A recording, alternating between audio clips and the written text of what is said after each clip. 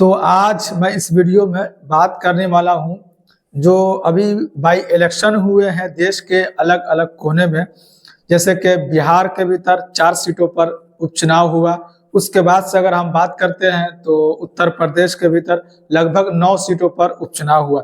तो इसमें हम चर्चा करेंगे AIMIM पार्टी उत्तर प्रदेश के भीतर उनका क्या परफॉर्मेंस रहा जो बाई इलेक्शन के भीतर, और बिहार में जो बाई इलेक्शन हुआ उसमें कितनी सीटों पर एमआईएम पार्टी ने अपना प्रत्याशी देने का काम किया था, और वो प्रत्याशी कितने प्रभाव सीटों पर डाल पाए, हार जीत में उनका क्या रोल रहा, इसको लेकर हम इस वीडियो के माध्यम से चर्चा करेंगे। जैसा कि आपको पता ही है कि बिहार में जो 4 सीटों पर उपचुनाव हुआ जिसमें से एक भी सीट इंडिया अलायंस जीत नहीं पाई, यानी कि आरजेडी के खाते में वो सीट आ नहीं पाई। तो इसको लेकर हम इस वीडियो में चर्चा करेंगे। उसके बाद से उत्तर प्रदेश के भीतर तो सबसे बड़ा सवाल ये है कि सबसे पहले बात करते इसमें बिहार को लेकर। बिहार में लगभग 4 सीटों पर उपचुनाव हुआ जिसमें से 4 के 4 अगर हम बात करते तो वो एनडीए के खाते में चला गया। मतलब जो एनडीए गठबंधन है जिसमें जीतन राम मांझी है, नीतीश कुमार है, भारतीय जनता पार्टी है, तो ये चारों सीट एनडीए गठबंधन में चला गया। जीतन राम मांझी के पक्ष में एक सीट गया, एक सीट जनता दल यूनाइटेड के पक्ष में गया, बाकी 2 भारतीय जनता पार्टी के पक्ष में गया। तो हम इसमें एक सीट को लेकर बात करेंगे। 2 अहम जो सीट जो है, एक तो इमामगंज और एक बेलागंज। जो हार जीत हुआ है कितने वोटों को लेकर हुआ है, और अगर तेजस्वी यादव अगर इसमें एक्टिव होते और अपने ईगो को अगर हटाकर अगर एमआईएम पार्टी से अगर हाथ मिला लिए होते, आज के दौर की बात अगर हम करते हैं तो इनके खाते में कम से कम 2 सीट जरूर आ सकती थी और 2 सीट जो है एनडीए के खाते में जा सकती थी। तो इमामगंज की अगर बात करते हैं, जो जीतन राम मांझी की ये उनकी सीट है, यहाँ से वो विधायक थे लेकिन वो सांसद बन गए। उसके बाद से ये सीट खाली हो गई और फिर जीतन राम मांझी अपने बहू को यहाँ से टिकट दिया। तो जीतन राम मांझी जो इमामगंज से उनके जो सीट है वो हम जो के पार्टी है जीतन राम मांझी की, उनके पक्ष में यह सीट गया। तो बात करेंगे जो इमामगंज में एक अलग ही देखने को मिला कि जिस तरीके से अंदाजा लगाया जा रहा था कि आरजेडी इमामगंज और बेलागंज की जो 2 सीटें हैं वो आसानी के साथ जीत हासिल कर सकती इन दोनों सीटों पर, लेकिन कुछ ऐसा हुआ नहीं। और इमामगंज में अगर हम बात करते तो एमआईएम पार्टी का एक अच्छा प्रभाव रहा, और इमामगंज में एमआईएम पार्टी के प्रत्याशी ने जितना वोट लेकर आया उतने वोटों के मार्जिन से आरजेडी के जो कैंडिडेट थे उनकी हार हुई है। तो इसके बाद से अलग अलग जो पार्टी के नेता है, खासतौर से अगर हम बात करते हैं एमआईएम पार्टी के जो राणा रणजीत सिंह है, उन्होंने भी मीडिया के सामने आकर कहने का काम किया कि तेजस्वी यादव को अभी भी होश में आनी चाहिए।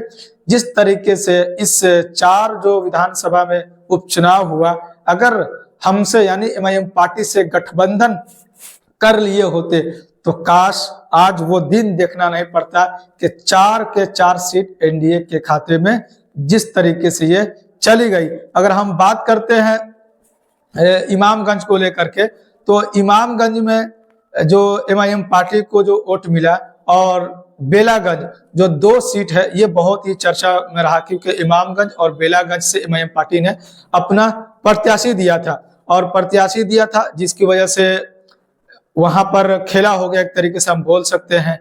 और बेलागंज की अगर हम बात करते हैं तो बेलागंज में आरजेडी को अगर हम बात करें तो मात्र 51,943 वोट मिले, और हार और जीत का जो फासला रहा, जो मार्जिन की अगर हम बात करते हैं तो वो 21,394 वोट का जो मार्जिन रहा, फासला रहा। इतने वोटों से आरजेडी के जो कैंडिडेट है उनकी हार हुई, और यहाँ पर जो जीत हुई वो जनता दल यूनाइटेड यानी नीतीश कुमार की जो पार्टी है उनकी जीत हुई। लगभग वो 73,334 वोट लेकर आए, और जैसे कि मैंने कहा कि मार्जिन जो था 21,391 वोट।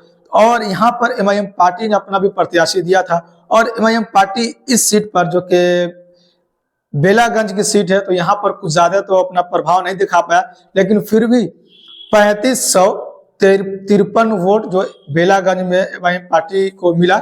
जो वहां से जो जामिन अली हसन जो प्रत्याशी थे एमआईएम पार्टी के, वो लगभग 3533 वोट लेकर आए।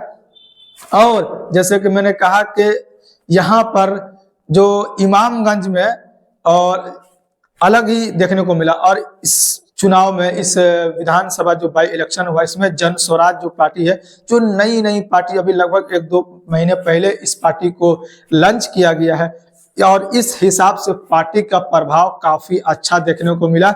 अगर हम बात करते हैं बेलागंज के भीतर, तो एक मुस्लिम उम्मीदवार बनाए गए थे जन स्वराज की तरफ से और लगभग 17,285 वोट लेकर आया। तो जन स्वराज का भी मतलब परफॉर्मेंस की अगर बात करते हैं तो काफी अच्छा रहा। पहली बार लगभग 2-3 महीनों के भीतर जो अभी पार्टी का जो गठन हुआ, ऑफिशियली जो अनाउंस किया गया, उसके बाद से ये उपचुनाव में अपना किस्मत आजमाने के लिए अपने प्रत्याशी दिए गए 4 सीट पर, जिसमें से बेलागंज के भीतर 17,000 के करीब वोट लेकर जन स्वराज के कैंडिडेट यहाँ पर पहुंचे। तो इस तरीके से आप देख सकते हैं कि क्या परफॉर्मेंस रहा।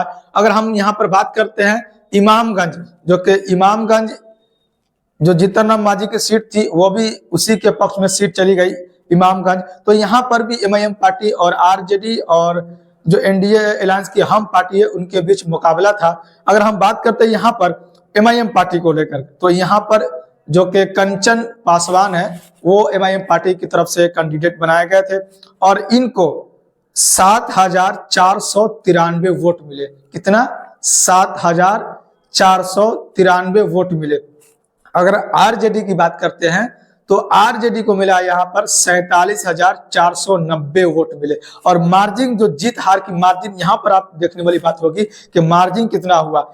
और जो जीतने वाली पार्टी जो है वो हम पार्टी है, उनको मिली, जिसकी जीत हुई है हम पार्टी की 53,435 वोट मिले और इनकी जीत हुई है। और मार्जिन कितना हुआ? 5,945 वोटों का मार्जिन रहा। और एमआईएम पार्टी को कितना मिला? 7,493 वोट, यानी 93 वोट मिले। और बीच का जो फासला रहा, जो हार जीत का, मात्र 5,945 वोट। अगर यहाँ पर आरजेडी, और 2 नंबर पर आरजेडी रही थी जो कि 47,490 वोट लेकर आई, लेकिन वो हार गई। अगर यहाँ पर आरजेडी और एमआईएम पार्टी के साथ गठबंधन होता तो ये सीट आसानी के साथ इंडिया अलायंस यानी कि आरजेडी के खाते में ये सीट आसानी के साथ जा सकती थी। आप यहाँ पर आंकड़े के हिसाब से देख सकते हैं कि किस तरीके से मात्र 5,945 वोटों का मार्जिन है। और एमआईएम पार्टी यहाँ पर कितनी सीट वोट लेकर आई? तो 7,493 वोट लेकर आए। अगर ये वोट एक जगह होता तो आसानी के साथ जो सीट है वो इंडिया अलायंस के खाते में आ सकती थी। लेकिन जो कहा जाता है कि बिहार में आरजेडी और खास तौर से तेजस्वी यादव के जो अहंकार है, जो ईगो है, उनकी वजह से कहीं ना कहीं इंडिया अलायंस को या आरजेडी पार्टी को नुकसान होता हुआ नजर आ रहा है। क्योंकि एमआईएम पार्टी ने पहले भी कहा था कि आइए हम मिलजुल कर चुनाव लड़ना चाहते हैं। अख्तरुल इमान साहब ने भी कहा था कि बिल्कुल हम मिलजुल कर चुनाव लड़ना चाहते हैं। लोकसभा के भीतर भी उन्होंने उम्मीद लगाई थी इंडिया अलायंस के कि हम साथ मिलकर चुनाव लड़ेंगे तो हम ज्यादा सीट निकाल सकते हैं। लेकिन ये हुआ नहीं और ये उपचुनाव में भी नहीं हुआ। तो ये कहीं ना कहीं तेजस्वी यादव ये चाह रहे हैं कि हम सीट न जीत करके भाजपा को सीट जिता दे। इससे तो यही पता चल रहा है कि अगर गठबंधन करे होते तो कम से कम 2 सीटें तो निकल सकती थी। 2 सीटें अगर नहीं निकलती तो 2 50-50 का तो फॉर्मूला होता, 2 एनडीए के खाते में जाती है 2 सीट और 2 सीट इंडिया अलायंस के खाते में आती। लेकिन अगर गठबंधन नहीं किए तो यहाँ पर 1 सीट भी हाथ में नहीं लगी और हाथ धोना पड़ गया 4 सीट से। इसलिए एमआईएम पार्टी और बैरिस्टर असदुद्दीन ओवैसी साहब हमेशा हर चुनाव में वो कहते हुए नजर आते हैं कि हमारा मकसद यही है कि भाजपा को हटाना, एनडीए अलायंस को सरकार से बेदखल करना, या उन जब भी चुनाव होती है तो उनकी जीत को रोकना। चाहे वो हम किसी के साथ गठबंधन करके चुनाव लड़े, जिस तरीके से मुत्तहिद होकर हम चुनाव लड़ सकते हैं हम लड़ना चाहते हैं। लेकिन यहाँ पर आरजेडी, आपको पता ही कुछ दिन पहले ओसामा साहब को आरजेडी के भीतर शामिल किया गया। लोकसभा में भी वो अलग चुनाव लड़े, हिना साहब, और उसामा साहब अलग निर्दलीय तौर पर वो हिना साहब चुनाव लड़े। और आपको पता ही है, बताने की जरूरत नहीं है किस तरीके से आरजेडी को लेकर उनके बीच अनबन चल रही थी। लेकिन अभी ये उपचुनाव के समय उसामा साहब को और हिना साहब को आरजेडी के भीतर शामिल किया गया, और उसके बाद से उसामा साहब को बेलागंज के भीतर चुनाव प्रचार के लिए भेजा गया, क्योंकि बेलागंज जो है वो मुस्लिम बाहुल्य सीट है। और लोगों को लगे कि आरजेडी के अंदर ऑल इज वेल, सब ठीक है, मतलब कि सब ओके है। लेकिन फिर भी लोगों ने नकार दिया, और लोग जो है वो जनता दल यूनाइटेड की जो प्रत्याशी थी उनको अपना समर्थन दिखाते हुए यहाँ पर नजर आए। और अगर हम तीसरी बात करते हैं तो जनस्वराज के यहाँ पर जो, जैसे कि मैंने कहा कि 1-2 महीने पहले पार्टी लंच की गई है, और यहाँ पर 37,000 जो पीके प्रशांत किशोर की जो पार्टी है जनस्वराज, यहाँ पर 37,103 वोट लेकर आए। उनके प्रत्याशी जो थे वो 37,000 वोट पा लिए। पहली बार पार्टी को लंच किया गया, और पहली बार पार्टी ने इतना अच्छा परफॉर्मेंस किया। भले हार जीत तो बात की बात है, पार्टी नहीं है, और लोगों ने मतलब उनको अपना समर्थन यहाँ पर दिया। ये पता चल रहा है 37,000 वोट लेकर आए। मात्र 10,000 आरजेडी से कम वोट पाए जनस्वराज पार्टी, प्रशांत किशोर की पार्टी। 47,490 वोट आरजेडी कैंडिडेट को मिला, और 37,103 वोट जो प्रशांत किशोर की पार्टी को कैंडिडेट को वोट मिला। तो आप यहाँ पर देख सकते हैं, अगर गठबंधन कर लिया जाता तो कितना फायदा होता। तो अभी भी उम्मीद है, 25 का जो चुनाव है, अभी भी उम्मीद है तेजस्वी यादव अगर अपने ईगो को अलग रखते हैं, और सबसे जो भी पार्टी है, छोटी छोटी जो पार्टी है, उनसे अगर गठबंधन कर लेते हैं, जैसे कि बिहार में एक्टिव हो चुके हैं बैरिस्टर असदुद्दीन ओवैसी साहब, उनकी पार्टी है जो उनके पास 5 विधायक थे, लेकिन हालांकि उनको तोड़ लिया गया, वो अलग बात है, लेकिन उनके पास विधायक थे। और भी छोटी छोटी जो दल है उनके साथ अगर, अब तो प्रशांत किशोर की पार्टी जनस्वराज भी आ चुकी है, तो जो भी पार्टी है सबको एक साथ होकर लड़ना पड़ेगा, तभी मात दे सकते हैं एनडीए अलायंस को। वरना आप किसी भी सूरत में मात नहीं दे सकते, आप उनको हरा नहीं सकते हैं। नतीजा तो यही बोल रहा है, जो अभी 4 सीटों पर उपचुनाव हुआ, इससे यही पता चल रहा है। आगे अगर हम बात करते हैं तो उत्तर प्रदेश के भीतर भी यही नतीजा देखने को मिला। समाजवादी पार्टी अखिलेश यादव का जो ईगो है, यानी सबके अंदर जो ईगो भरा हुआ है, इस ईगो की वजह से अपनी सीट को भी अखिलेश यादव ने इस चुनाव के भीतर गंवाने का काम किया। इसमें हम मुख्य 2 सीटों को लेकर बात करेंगे जो ज्यादा चर्चा में बना रहा। मुस्लिम बाहुल्य सीट है, एक मीरापुर की विधानसभा सीट है, और एक जो कुंदरकी की सीट है। दोनों सीट जो है समाजवादी पार्टी की थी, और दोनों सीट हार गई। समाजवादी पार्टी दोनों सीट गंवा दी। क्यों? अखिलेश यादव को ईगो की वजह से। अगर यहाँ पर भी चंद्रशेखर आजाद जो आजाद समाज पार्टी के प्रमुख है, MIM पार्टी जो बैरिस्टर असदुद्दीन ओवैसी साहब उनके प्रमुख है, और समाजवादी पार्टी अगर मिलकर चुनाव यहाँ पर लड़े होते, तो ये 2 जो सीट है ये किसी भी सूरत में इंडिया अलायंस के खाते में आसानी के साथ आ जाती।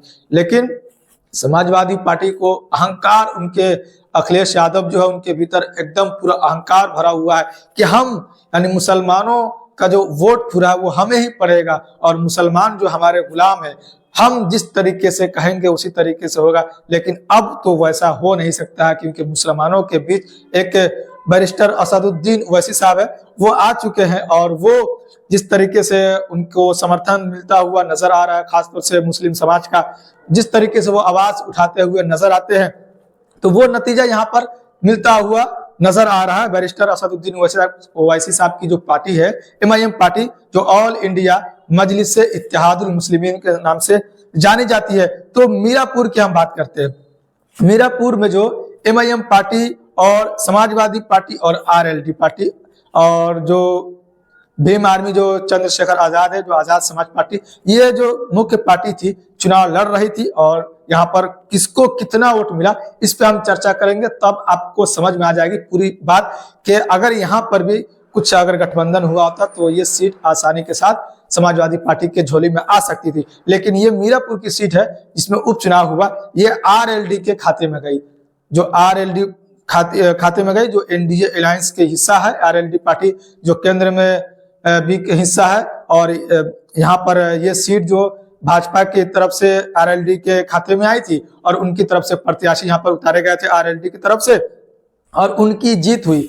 आरएलडी को मिला यहाँ पर 84,304 वोट, और यहाँ पर हार जीत का जो मार्जिन था वो लगभग बड़ा मार्जिन था, 30,796 वोट का मार्जिन था हार जीत का। और हम एमआईएम पार्टी की बात करते हैं तो एमआईएम पार्टी को यहाँ पर जो अरशद राणा जो यहाँ पर एमआईएम पार्टी के प्रत्याशी थे, उनको जो वोट मिला 18,869 69 वोट मिले। वही समाजवादी पार्टी की हम बात करते हैं तो 53,508 वोट मिले। और यहाँ पर फिर आजाद समाज की पार्टी की बात करते हैं, जो चंद्रशेखर आजाद की पार्टी है, उनको 22,861 वोट मिले। तो आप इनको अगर ऐड कर ले 22,000 22,500 करीब ये, और 18,19,000 के करीब वो वोट, तो आप इससे ही पता चल से 20-40,000 वोट के करीब ये है अगर। और इनकी हार जीत का जो मार्जिन था वो लगभग 30,796 का था। तो 18,869 वोट ये एमआईएम पार्टी का हुआ, उसके बाद से 22,661 वोट जो आजाद समाज पार्टी का। तो आप इन दोनों को मिला ले तो आसानी के साथ ये सीट समाजवादी पार्टी के पक्ष में आ सकती थी। लेकिन ईगो जो कहते हैं ना, ईगो बहुत कुछ बर्बाद कर जाती है। तो यही हो रहा है आजकल पॉलिटिकल पार्टी के भीतर, और उनके जो मुखिया है उनके भीतर, चाहे बिहार में देखिए तेजस्वी यादव के भीतर, लालू प्रसाद यादव के भीतर ये भरा हुआ है, उधर अखिलेश यादव के भीतर भरा हुआ है। और अगर हम कुंदरकी की बात करते हैं, यहाँ पर भी हमारी पार्टी ने अपना प्रत्याशी दिया था, क्योंकि दोनों मुस्लिम बाहुल्य सीट है। और यहाँ पर तो अजब हो गया, गजब हो गया, यहाँ पर भारतीय जनता पार्टी की जीत हुई है, वो भी ऐसा एक ऐतिहासिक जीत हुई। विधानसभा के भीतर इतने लंबे मार्जिन से, इतने बड़े मार्जिन से तो बहुत कम लोग जीत हासिल करते हैं। यहाँ कुंदरकी की बात करते हैं, बहुत बवाल हुआ वोटिंग के दिन कि वोट डालने नहीं दिया, चाहे मीरापुर या कुंदरकी के भीतर। लेकिन जीत होती है, जीत हो गई, बात खत्म। एमआईएम पार्टी को कुंदरकी के भीतर की अगर बात करते हैं तो 8,111 वोट मिले। और जो बीजेपी यहाँ पर जो जिसकी जीत हुई है उनको 1,70,371 वोट मिले। आप समझ सकते हैं 1,70,371 वोट मिले। और जो जीत हार का जो मार्जिन था वो 1 लाख, याद कीजिएगा ध्यान से, 1,44,791 वोट, मतलब 1.5 लाख आप मान सकते हैं कि 1,44,791 वोट ये मार्जिन था जीत हार का विधानसभा के भीतर। और ये भी मुस्लिम बाहुल्य विधानसभा सीट की बात कर रहे हैं। भारतीय जनता पार्टी इतने लंबे, इतने बड़े मार्जिन के साथ भारतीय जनता पार्टी की जीत हुई है। और बात करते हैं समाजवादी पार्टी की, मात्र 25,580 वोट मिले हैं समाजवादी पार्टी को मुस्लिम बाहुल इलाका में, कुंदरकी में 25,580 वोट मिले। और आजाद समाज पार्टी को 14,201 वोट मिले, जो चंद्रशेखर आजाद की पार्टी है। तो ये डिटेल्स जो कि मैंने आप तक रखने का काम किया, किस तरीके से उत्तर प्रदेश के भीतर अपने ईगो की वजह से समाजवादी पार्टी ने अपनी सीट को गंवा दिया, किस तरीके से बिहार के भीतर आरजेडी के ईगो की तरफ से, चाहे आप तेजस्वी यादव की ईगो कह लीजिए या लालू प्रसाद यादव की ईगो कह लीजिए, इन दोनों को ईगो की वजह से अपनी अपनी सीट को गंवा दिया। अभी भी वक्त है, अभी भी आप जो छोटे छोटे जो दल है उनके साथ आइए और गठबंधन कीजिए, तभी आप 2025 में बिहार के भीतर आप अच्छे खासे सीट ला सकते हैं और मुख्यमंत्री के चेहरा के तौर पर आप चुनाव लड़ सकते हैं। और मुख्यमंत्री के कुर्सी तक अगर पहुंचना चाहते हैं तो बिना गठबंधन के एमआईएम पार्टी के या चंद्रशेखर आजाद के या जो बिहार की बात करते हैं चाहे तो जन स्वराज की, जो छोटी छोटी दल अभी नए नए हैं जो बिहार के अंदर काफी प्रभाव डाल रहे हैं, इनके साथ आपको मैनेज करना होगा। आप जिस तरीके से मैनेज करें, इसके बिना आप कुर्सी तक नहीं पहुंच सकते।